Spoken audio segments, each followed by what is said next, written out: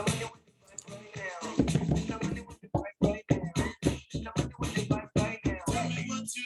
you look at me, hey. My problem is I too sabi. Welcome, UndR Podcast, episode 18. Today we have a special guest with us, Mr. Wale Aliyu. What's going on, brother? What's up, fam? How we doing tonight? Not bad. How you doing, Drew? Man, you know me, still the same OG. I just been low key. I heard that. No, you know. Well, for those who don't know, Mr. Wale himself is your favorite reporter's favorite reporter. No? I like that. I saw that on your Instagram page when I was trying to think how to introduce you. But this brother goes way back from our days from African Students Association to Mizzou's campus, man. I've had barbecue with this man. He's roasted me a few times. My older brother from another, man. Welcome to the show. What's good, man? Thanks for having me on, man. I will say this. ASA was some of my favorite memories of Mizzou, man. We had a good time. We did, man. I was telling my wife the other day, I've never been so proud to be African until I joined that group and I saw so many of us from so many different spectrums, man. And I don't even know if he was part of it, like when it was really popping, but some of our best times, like we would have the meeting, like we have a meeting, Drew, from 7 to 8 and talk about business and stuff. But then we would just stay for like 2 hours after with all the students or whatever, and just talk about like our parents. And we would just clown and talk about all the crazy stuff that our parents were on. And that was some of the best memories. It's just like, man, my mom would do something like this, or my family, we make fun of like their accents or how they, how African parents are, Sir. So we had a good time. Yes, sir. But speaking of good times, man, how you liking the Boston Golden State series so far? I know you work in Boston, so. Bro, let me tell you, and I've been covering it, so it's been fun from that aspect. Like, first of all, just the run that Boston's been on. Everyone expected Golden State to be here. I mean, there was some conversation: would it be Phoenix? Would it be Golden State? Phoenix swept the bed, obviously, to Dallas, so it was Golden State all day. So everyone expected them to be here. Yeah. But let me say this about the Celtics: the run that they've made, wow. First of all, the run that they've made for the last 6 years, wow, right? So this isn't a team that people expected to be here this year, but to sweep the Nets, to get past Giannis and the Bucks. Granted, Chris Middleton was down, but then to get past Miami. I mean, granted, Tyler Hero, their sixth man of the year, wasn't fully healthy. Kyle Lowry was in and out. But they've had a very impressive run. He's a Miami fan. That's why I'm sorry, bro. Like that. It's all good. We almost beat y'all without him. It was close. That was a pick'em series. And in the same way, this is a pick'em series, right? So you could, going in, I knew it was going to be a long series. You knew it was going 6 or 7 no matter what. But it was pick'em. For so much of the series, you've looked and said, wow, Boston's a better team. Like, they're longer, they're stronger, they're bigger, they're more agile. But then some parts of the series, like last night, you're sitting there looking like, you second guessing, like maybe Golden State's a better team. Normally by this time, you kind of know who the better team is. And right now, you can't really say, just because Golden State's up 3-2, you can't say they're the better team.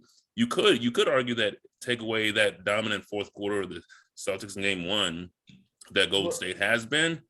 But then you can also say, take away a couple of Golden State runs and Boston. But so it really has been a pick'em series. And I do think it'll still go 7. I think Boston will win game 6. And I think it's going to be an epic game 7 type of scenario that we saw with the Cavs and the Warriors back in 2016. I don't think y'all will win another game, man. You don't think so? No, I'm pretty. I think it's over. I think Jason Tatum and what's the other guy named Darcy's brother, Jaylen Brown. Yeah, I think they've been exposed, man. They realize that a lot of the times they go right, and when they go right, they're effective. When they go left, they can't hit the win, man. So I would say it's more Maple Jordan, but you already know. That's just how I feel. He out here, They look, if you'd have told me that Boston would have lost and Steph wouldn't have hit a 3, yeah, and Andrew Wiggins would be the leading scorer and rebounder, You know what I mean? Yeah. Klay Thompson is literally, everybody's like, Klay Thompson is washed. I'm like, on the defensive end, yeah, but I mean, after 2 catastrophic injuries, what do you expect? And then, but as far as scoring, he's literally, it's almost sickening. I think it's like 19.2 to 19.3. Like the field goal percentage is exactly the same. Yeah. Like it's real, like Klay Thompson is Klay Thompson on the scoring end. So for Steph to go 0 for 9 and Boston to still look, you know what I mean? Like missed to me, opportunity. yeah, it's a missed opportunity. So we'll see how they respond to try and push it to 7. But I don't think y'all gonna win another game, man. I ain't trying to be mean. I really is a like hard for place them to play. to. I'd like for them to. The Garden is a hard place to play. You saw it in games 3 and game 4. If not for Steph Curry going for 43 points, the Garden's a hard place to play. So, but y'all are not a home team, though, man. Y'all can't ever win at the Garden yourselves. Yeah. I think how it's going to start off is the first quarter, y'all will try to blow us out. Second quarter, we'll come back. Third quarter, we'll gain that lead. That's basically been the formula every game except for game 5. Exactly. So we're going to see, man. I pray it goes 7 because, they make all their money, Not only that, but it's just more fun. You get to game 7, anything can happen. I will say this, covering that and being like at the Garden or outside the Garden, like the place goes bananas. I mean, the fans are rocking. They ready. These are smart, intelligent fans who knows what it takes to win 17 banners, right? So they're gonna come at this game with a veracity and a ferociousness that even the experienced Warriors haven't seen before. I gotta give big props to Nigerian coach Ime Udoka for getting them ready, man. Nothing but respect for that man. I'm like, man, I just wish going against 3 head coaches at once. He's going against 3 head coaches at once. Who are you talking about? But they got Mike Brown, Atkinson, and Steve Kerr. It's his first year, and he going against 3 head coaches at once. That's a really good point. He is. Bro, that's crazy. And to think that he's doing it first year. You know what I'm saying? So shout out to that brother. I'm sorry, but it's so hard for me to take Atkinson seriously ever since. Did y'all see that video of him with the earwax? No. I don't know. Look up. That sounds nasty. Look up Atkinson earwax. If he eating the earwax, bro, I'm done. Bro, he was on the sideline because you can't do nothing. The cameras are always watching. Yeah. You're going to get some earwax and put on his lips. Oh my goodness. That's crazy. He said earwax. It's Carmax, not earmax. Wouldn't it? Yeah, exactly. It's car. Yeah, bro. You got an earmax. Like, bro, what is you doing? Right. It was, yeah. But he just didn't he just get hired by the Charlotte Hornets? Yeah, he did. Atkinson? Yeah, and then Mike Brown just got hired by the Kings. He going against 3 at once.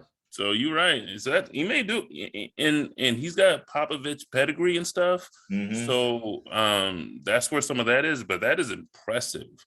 And then to be a first year, I mean, Steve Kerr knows what it is to be a first year coach. You go to the finals. Nick Nurse knows what that is. Feels like, but this is an impressive run by the Celtics, top to bottom, like from Danny Ainge down to Brad Stevens taking over, to Ime Udoka's hiring, to Jason and Jalen playing a different way, to Marcus Smart's leadership, to Al Horford coming in as a 37-year-old, to Robert Williams playing hurt, to Grant Williams. Like it's impressive what they're doing. Peyton Pritchard is like basically a rookie. So what they're doing is impressive, very impressive. You don't see this. And they're playing 7 guys every game, a lot of minutes. These guys are averaging 39, 40 minutes a game. And they win or lose, you got to give them what respect. I need to say is, hopefully, we need to figure out Andrew Wiggins' Ancestry.com, because he out here playing like Andrew Iguodala. So he Andrew Iguodala. I think he realized that he's athletic, man. It's like, man, I mean, Jason. Bro, when he came out, of people called him Maple Jordan. I'm not even playing. I'm local. People called him Maple Jordan, and he is now on his 3rd team, and it's finally working out, and he's hot at the right time. And let's face it, Jordan Poole was a starter for 51 games. So now that he's coming off the bench for real, it's kind of a different thing. So, of course, his numbers ain't going to be the same. Steph is hurt, but he's not hurt. He didn't get an MRI, and he didn't get sat immediately after it happened. So he wasn't really hurt. It just hurt. So he coming out balling, like you said. But it's like I said, man, he ain't hit a three. I think he only had 6 points. What was it in the first 3 games in the fourth quarter? He only had 6 points in the fourth quarter. The Warriors have had the 2 best players in the series, and that can't happen for the Celtics, right? You can't have Andrew Wiggins outplaying Jason Tatum and Jaylen Brown. I'm talking about, bro. Because Jaylen Brown finally had a bad game. That's he was playing well. He was playing well. He was my MVP. It was like he was trying too hard.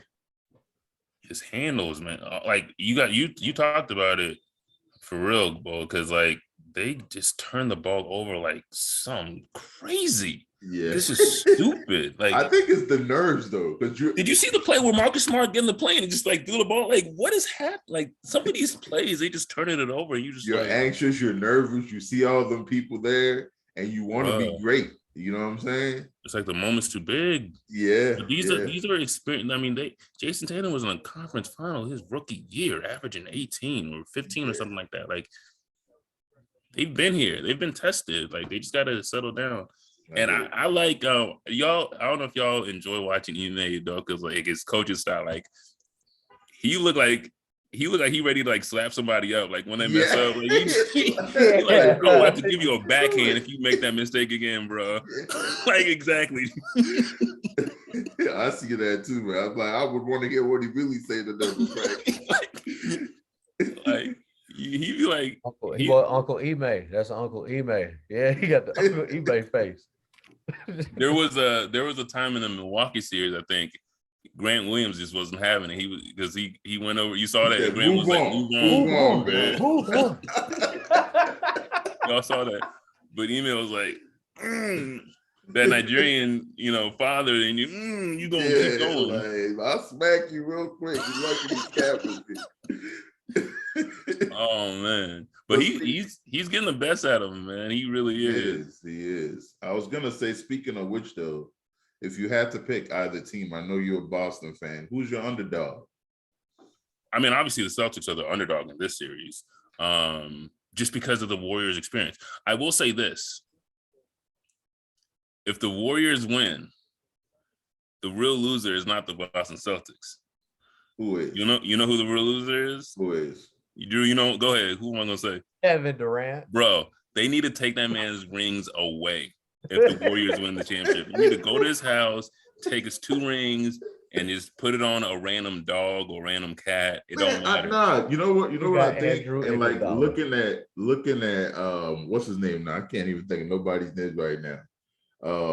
Maple Jordan. What's his real name again? Andrew Wiggins. Looking at Andrew Wiggins and Kevin Durant, I feel like Andrew Wiggins is playing or doing what Kevin Durant did for us during those 2 finals. Anybody could fill that role. He's hitting that mid-range.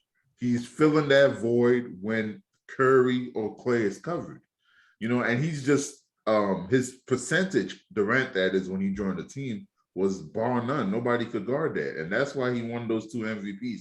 But I wouldn't take his ring away, man. I'm not saying that he wasn't the best player on those teams. I'm just saying that when you look big picture, if the Warriors win a championship before you, go 73-9 and then win a championship after you, like, come on, bro. Like, how you gonna feel? I don't think it diminishes his greatness, though. No, it doesn't diminish his greatness. Oh no. It diminishes those rings, not his greatness. Not bad. What he's saying is that it's not bad for Boston because Boston came out here and proved something that they never. First off, they 0-3 against us in that spot, trying to get to the finals. You know what I'm saying? So, like, they ain't beat us in a long time. So, the fact for them to get past, like he said, everybody, like, he got past Giannis, got past us, you know what I'm saying? So, it's just like, it's just, this run will still look good. It's not going to look so good for Jason Tatum if he keep playing like this. But for pretty much everybody else, it's looking, this run will always be good for Boston. And then KD, considering what they went through to get swept by Boston, it's just not going to look good. You know what it reminds me of? It reminds me of when the Cavs went back to the finals without Kyrie Irving. as great as Kyrie Irving is, and as much as he hit that shot to help them win in 2016, the 2 years that Kevin Durant won the championship, the Cavs have the same record in the finals. I think it was 4-1 with and without Kyrie Irving. So what does that tell you? That tells you it's great. It doesn't mean Kyrie Irving is that great, but LeBron took the same team to the finals without you. You know what I'm saying? So you're replaceable. So Kevin Durant's replaceable. That's the only point I'm making. Like it doesn't. I know, man. If I'm a GM and you tell me Kevin Durant is available, of course. In that scheme. Of course.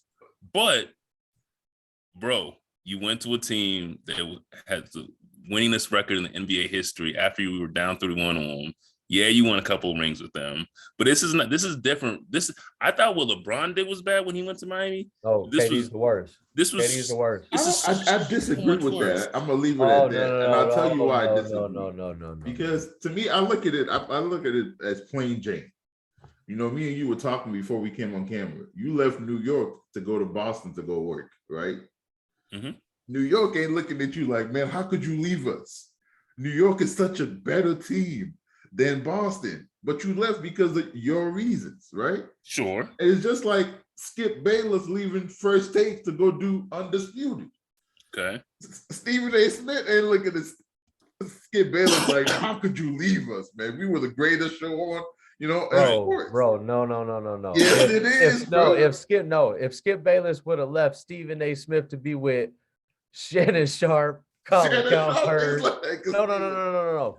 You're talking about leaving. This is like if I left, if it's just like Bolo, if I was like, oh, Bolo, I'm gonna take my talents to Wale Station. And it's me, Wale, Stephen A. Smith, Michael Collins, Chris Broussard. It's like some super team. You'd be like, bro, how you gonna leave me for all these people? You know what I'm saying? They got some stars over there. Bro, we was up 3-1 on them. It was you and me. We was up 3-1 on them. They saw. We had what it took. Not only that, but you were one of the, at the time, 2 or at worst 3 best players in the NBA. Now, so whatever team you would have went to, you would have been the best player. That doesn't matter. You would have been the best player no matter what team you went to. But you went to a system of team that had not only won a championship without you, but they were 73-9. Y'all got to think of it like this, though, man. At a certain point, you don't want to be that player like the Al Horford that spent their whole career waiting to win a chip, and then you in your last years, and now you're like, what team should I go to real quick and get a ring? You can say that when you LeBron did it. That's why KD did it. That's why any of these players are moving. Even we're not talking about a top 30 player. We're talking about a top 2 or 3 player in the NBA. Yeah, this is one of the guys. It doesn't matter what you're ranked, though. At the end of the day, when the execs do, when the GMs, when the team decides to move a top 2 or 3 player, it's okay when they do it. I'm not hating on him. You do what you need to do to win your ring. I'm just saying now that if the Warriors win again, it can't look any worse. Bro, this is such an important subject that we might need to have him back to discuss it, because the stuff I want to say right now ain't got nothing to do with what we need to talk about. Because this is, I'm sorry, I'm not going to let you get away with that, Bola. We're going to revisit that. Okay. But what we will talk about is your boy who was out there making all his noise, talking about y'all going to get this podcast. I don't know if 8-8-6 really defends that, but his focus, man. His mom sold him out. The coach sold him out. I still think what I think. What you thinking now? I know y'all won. Please, like, this is his own. So his mom said, please, people, stop asking me what's wrong with Dre. I don't know. Maybe it's a clone. Where's the Draymond that helped us get here? I've never seen this either. Okay. She did come back out and say she was just kidding, but still. When your mom's talking about you. That's his mama. I wish my mama. I mean, he had a better game 5. I'll give you that. I think it's just him getting in his own way. He's so used to just passing to these great players.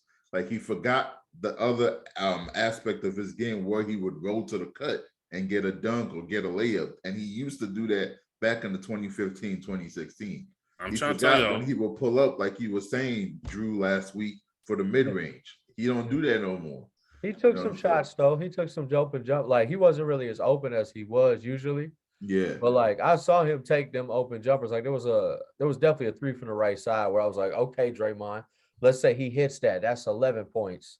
Let's say he hits another shot. That's 13. You know, see what I'm saying? Yeah. That's still about where you want Draymond to score. So it's like it was fine. But to me, it's like I said, we've talked about, that separately. We talked about it last week. But I don't know if it's good enough to be like, oh, Draymond's back, because it's like I said, it's really Andrew Iguodala. But we'll see how we'll see. But he's got to have that Draymond 20 point. They're like, oh, we didn't expect this. You know what I'm saying? Like, oh, we didn't see this coming. 18 points with 3 threes. You know what I'm saying? And like some and ones, and he hits the free throws. Like, you know what I'm saying? Like that, those Draymond-esque moments to where he really, because right now, yes, it is Steph's finals. And as far as I'm concerned, if Andrew Wiggins come out here and score 25 or more, I might be saying he's the MVP. Yeah, but did y'all see him last night when he got that last foul? It looked like he was ready to be like, Steve Kerr, if you don't challenge this, I'm going to beat your ass after Draymond Green, yep. Bro. And he lost. He lost. Yeah, I'm like, dude. He's costing. I've told you, my opinion on Draymond Green is he's just a tad bit too selfish for this team game. I don't know how this works, but somehow he has become that person. I can't agree with you on that, man. I know you said that in the text. He's not. How do you call Draymond Green? No, he's not selfish. He's not selfish. Bro, he's not selfish. He's literally over here about to bully the coach. And argue with the refs. But he knows he's the main focal point of their defense, and he knows if he gets that last foul, they could possibly lose the game. He's fouled out almost every game. You're right, but look at what happened. Was it 2016 when the Cavs won their first one? Say that again. On the floor. Say that again. The best ability is availability. If he's fouling out every game, it's not really. No, I get what you're saying, but I don't think he's selfish, bro. I think he's laying everything out there on the line, not taking the shots. He called it. The podcast is called the Draymond Green Show. When people show you who they are, you got to believe it. To him, it's the Draymond Green Show. This is how I feel. No, I mean, he's self-confident. No, I'm not saying that. I respect. I'm just saying like he's just a little bit too. You know what I mean? I'm not saying overall. I'm not saying as a person, as a man, as a friend. I'm just saying because now his teammates might like that. They might be like, "Oh, I don't want to talk to the." You know what I mean? I want everybody to be talking, but to me, Steven Jackson said it. I'd have had a conversation with him, like, hey, bro, F that podcast. Like, you know what I'm saying? Like, I need you to focus. That's just me. I don't think that's an uncommon opinion. I just feel like he's a little, he gotta focus.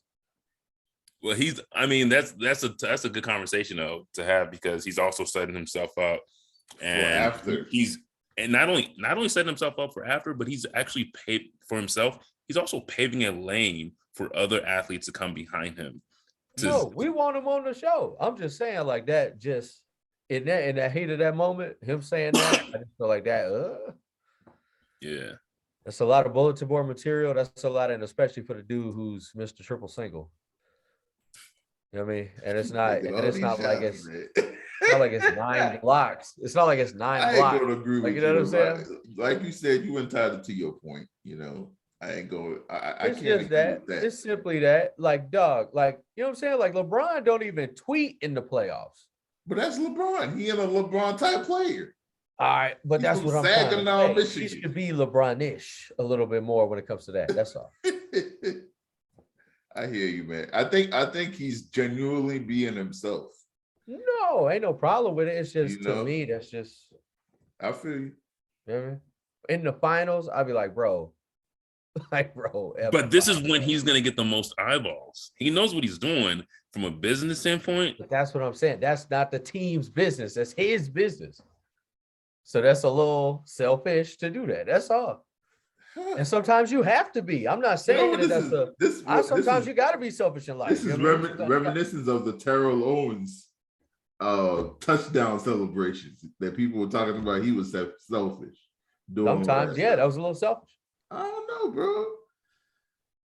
T.O. could be considered a I little mean, bit look selfish. at look at it like this. Clay, Steph, they gonna get the endorsements. They got the points, they got the star.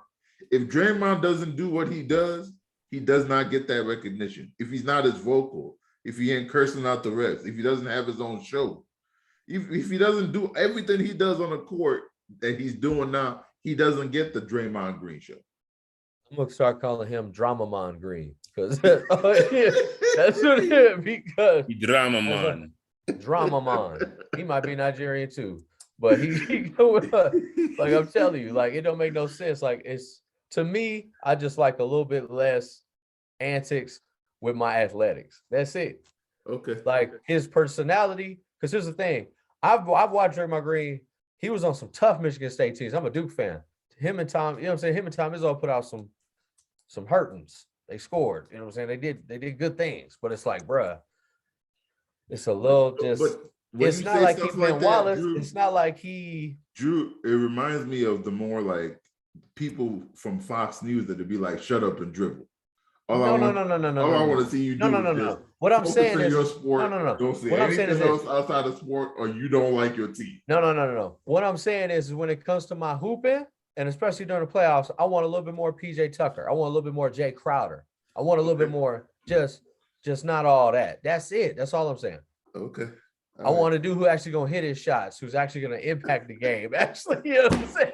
Like not just get fouled out. He impacts the game on defense, though, man. Did you see him running that fast break? Bro, we're literally, in the finals, he's had two of the worst efficient, like on a statistical standpoint, literally two of the worst games in the history of basketball. There's no way that's just Draymond. He was tripping. But look at Curry's game last night. He had a That's terrible not, game. no. Everybody's entitled. entitled to bro, you had your worst games at the worst time, and now you want some podcasts?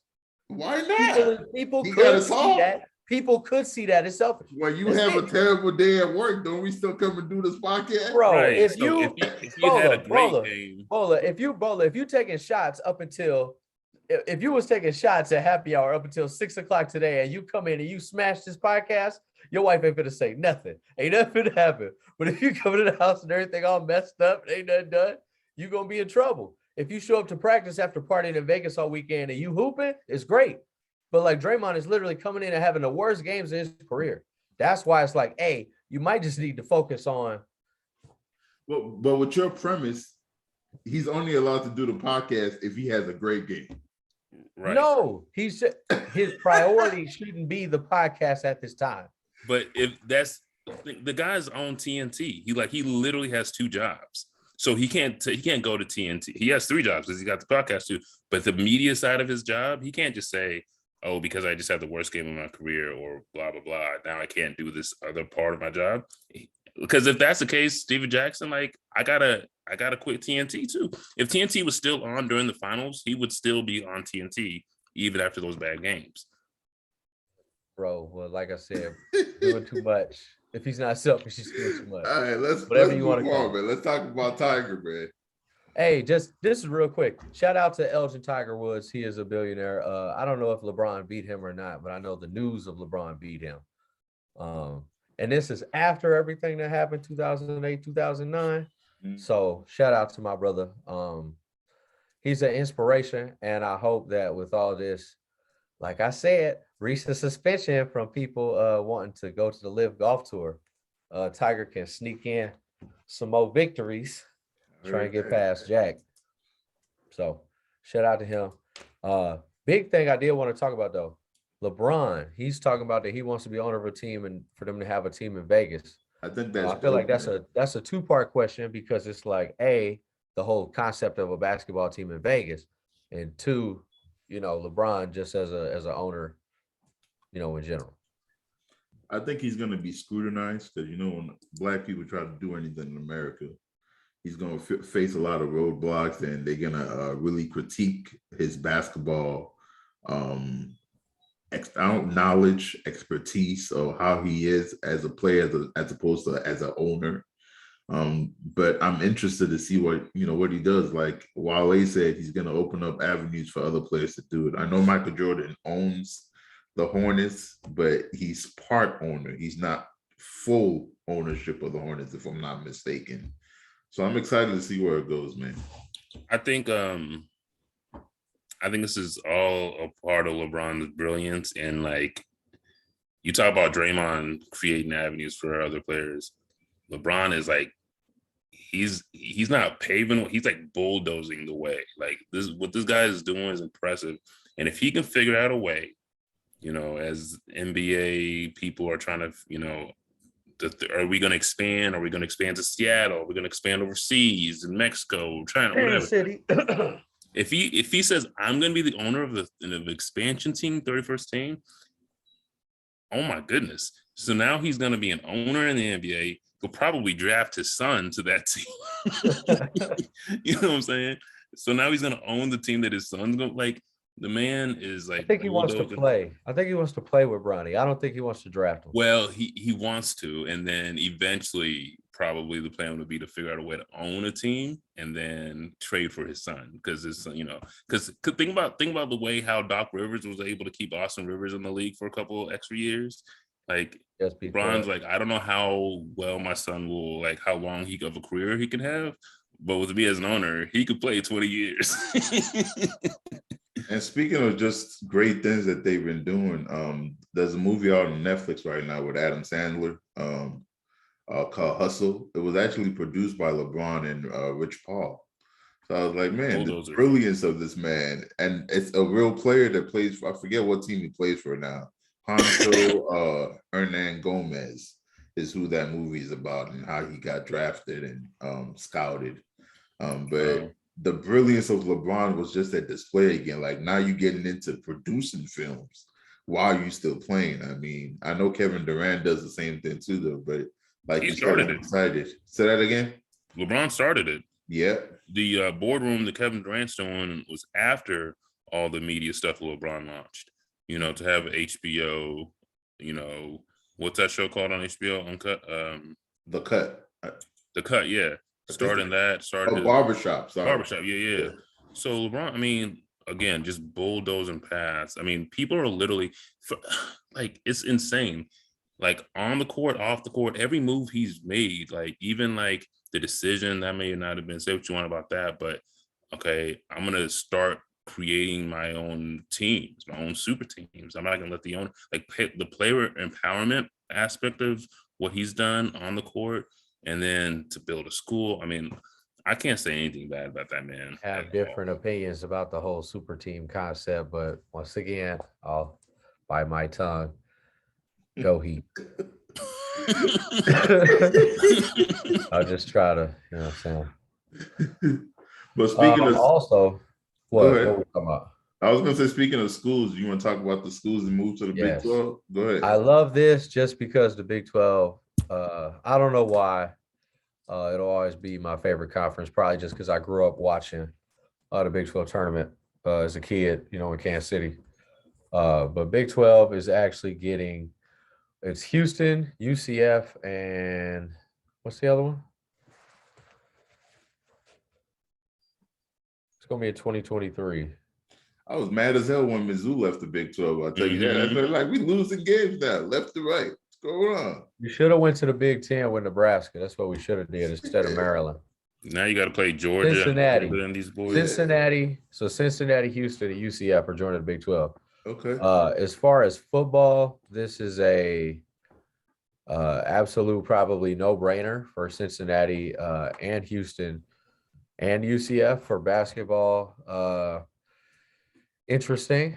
It becomes a little bit more interesting, but this is probably mostly a football play, and I can see how. Not sure how many teams that brings in total, but yeah, 2023 is going to be happening. I think it's interesting. I like it. I think it fits, and I think we'll see how it goes, because Cincinnati making the playoff, Houston is constantly winning the ACC. UCF has had a couple undefeated seasons out of the AAC. So I like it. I don't know what the AAC is going to do, because there's a lot of big names, but we'll see how it goes. Real quick, let's jump back into the finals. A lot of these shows have been talking about whether or not Steph Curry deserves to win the MVP, even if they lose. What do y'all I feel like think? it's only for drastic measures. Like if there's one dude on the other team who's scoring 50 a night and everybody on the other team is scoring 15, then yeah, give it to him. But normally it should be on the person on the winning team. Though the only time in our lifetimes that we've seen those drastic measures happen has been LeBron in 2016 over Andre Iguodala. Because LeBron was leading the series in every category there was. So Right. that would have made more sense than Steph Curry this year winning it over Jason Tatum or Jaylen Brown. So I'm assuming if the Celtics come back and win the next two games, it's because those two are having monster games, and you're going to be able to give it to one of them over Steph Curry, especially now that we've seen a pedestrian Steph Curry in Game 5. What I'm saying is this: is as far as I'm concerned, Steph better hope that there's only one more game and that he does well in that game, because otherwise, I'm telling you, like, let's say Jaylen Brown, Jason Tatum have another fire game, take this to 7, and then you just got Maple Jordan going off for the quietest 18 a night that I've ever seen. You know what I'm saying? So it's just like it becomes difficult because the Warriors do kind of become, they're almost like the new Spurs. It's almost like you can't really. Robert Ory is hitting shots. Kawhi is guarding everybody. Tim Duncan is, you know what I'm saying? Like when everybody's clicking, it's really hard to pick. So I think Steph Curry needs to close it out. He needs like 30 something and some threes. Otherwise, it's a wrap. Like or otherwise it starts to get, foggy. I don't think so. If Steph even gives you 20 points the next two games or whatever, even next game or next two games, I think, yes, homeboy Maple Jordan has been the most consistent player. It's funny we can't remember his name to save our life. Andrew Wiggins has been more consistent, especially in Game 5. But man, Steph was dropping like 30 points a game. He's still averaging 30 despite only having 12 points last night. Like the man's averaging 30 points in the NBA Finals. He's gonna win it.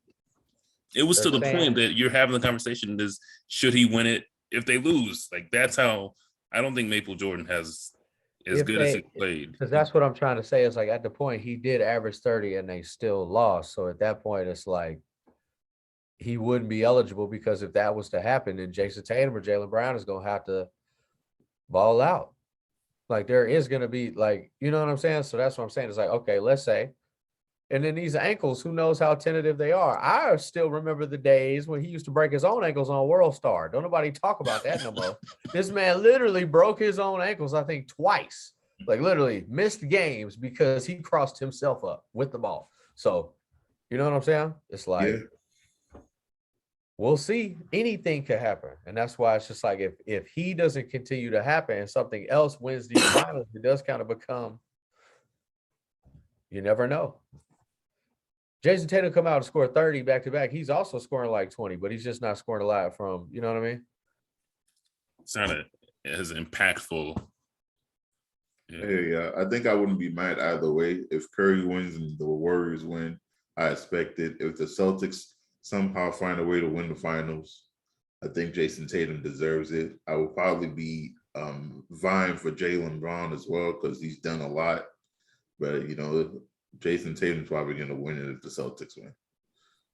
And with that said, there was one topic out of sports that kind of popped up. I'll leave the other two that are on here off just because we're running out of time.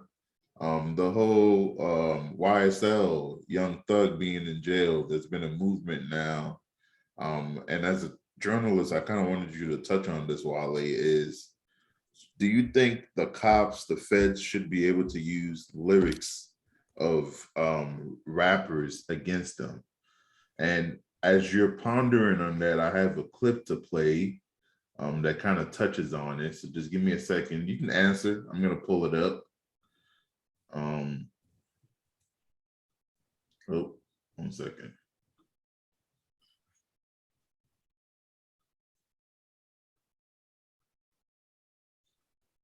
So I believe in the First Amendment. It's one of our most precious rights. Hi, my name is Kevin Lyles.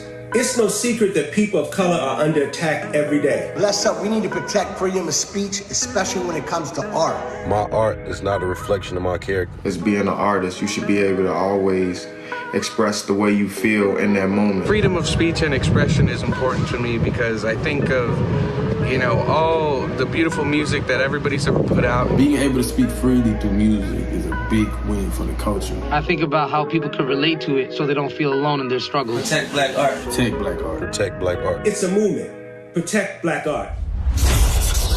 Prosecutors filing new charges against artists Jeffrey Williams and Sergio Kitchen, citing their art as criminal evidence. So in trying to prove real crimes in the street, the indictment keeps going back to art. You're not using this against any other type of music. I shot the sheriff, just killed a man, put a gun against his head.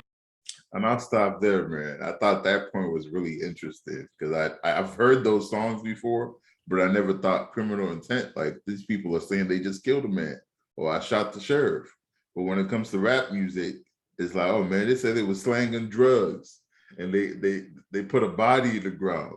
Let's put a wire on their phone and try to catch them doing something. So I just wanted y'all to share your thoughts on that. Wale, go ahead. So there is always going to be, for Black people, a different standard. That's number one. No matter what you do, whether it's music, whether it's sports, whether it's journalism, whether it's your podcast, there's always going to be a different standard for you. That's just the way it is. And we can fight that, which we have been fighting and we should keep fighting that. But we also just have to recognize that, like, as we're teaching our kids or whatever. So to answer that specific question, though, there's a balance. You got to respect art. You got to let an artist be an artist. I always think of the Eminem lyric where he talks about how Agent Orange sent the Secret Service to his door because of the cipher they did, the BET cipher. And they were like, "Were you serious?" And he was like, "No, I was just doing stuff with my pen." Now he's a white artist, and they sent people to his door. Hip hop is going to be looked at poorly. It's grouped with Black people no matter what.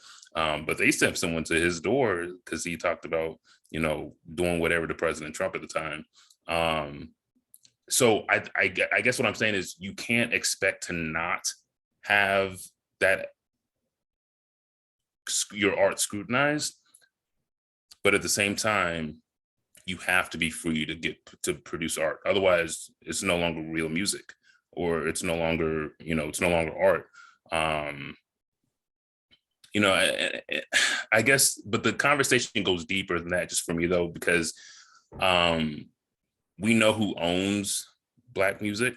Black music is actually owned by white people, right? So they're the ones profiting off of Black music, right? So hip hop went from Fight the Power to all these, self-promoting, free our people type of music, to the white owner saying, "Hey, can we infiltrate more guns, sex, and murders into your music, and then put it on the radio so that we can teach your children how to basically kill off your generation of people, like, and then we're gonna make money off of it."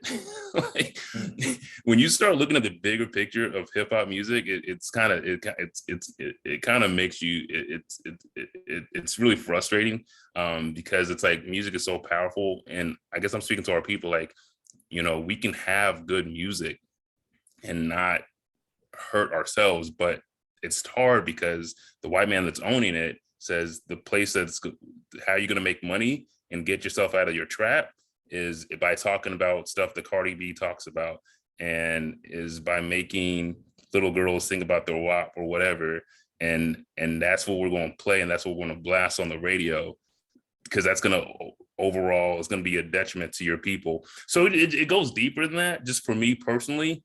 I know I'm kind of getting off the subject a little bit, but yeah, it goes much deeper. So I guess what I'm saying is you got to be careful with what you're putting out, But yes, I understand that art needs to be safe and respected, but it's not, no matter what you do, your art's not really, because it's still owned by someone who's still telling you. There's very few artists who can talk about what they want to talk about. Most artists are geared and guided a certain way, no matter what. So it goes deeper than that for me. I'm sorry.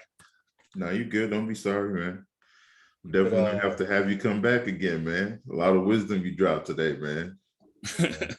Well, with that said, sir, did you want to add anything, Drew, or do you want to talk about the taking the church? Specifically with that, yeah. You already know me, man. The wax is the wax, man. I make music, been making music. So I was like almost like 20 years, you know what I'm saying? So like, to me, it always come into that. We've talked about it on the podcast before, Bolo, 1 foot in, 1 foot out. You either got to be all the way out or you got to be all the way in. Now, as far as that concerned, you can still do the 1 foot in, 1 foot out. But as far as I'm concerned, if you rap it about certain things, you can deem them artistic. But if you literally shouting out certain incidents, like certain murders, like you're literally talking about people's names and details, of course they gonna come get you, like like that.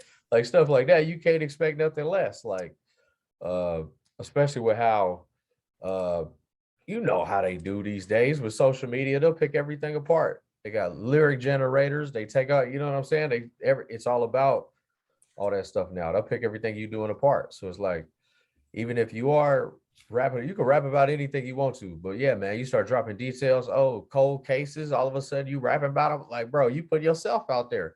like they got it now. I don't know what they know or whatever, but it's like I said, normally they ain't coming with the RICO unless they got you. Like, you know, or you know what I'm saying? Like they have a very, very high conviction rate. You know what I'm saying? That's why they do it. So it's like, to me, it's just more of that. Like, if you're gonna talk about it, talk about it. But if you're gonna be in detail, you can't expect them not to. You know what I mean? I feel you. That's all. And with that said, let's play some bills. Oh, you already know. Make sure you hit the graphic this time. I think we missed it last week. Yes, sir. You already know. Gold Standard Farms, Martin, Tennessee, 1941.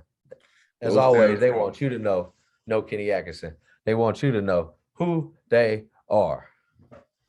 Gold Standard Farms is a boutique hemp farm specializing in organic hemp cultivation, seed genetics, R&D, and eco-friendly hemp-based materials. For more information, email Carson at goldstandardfarms.com. With that said, we'd like to thank our guests for coming today. We appreciate you. And we'd like to have you back, man. It was fun. It was fun. We're going to see hopefully Celtics hold banner number 18 this year. So we'll see what happens. I'd rather that happen than the other one. So it's not gonna happen, y'all.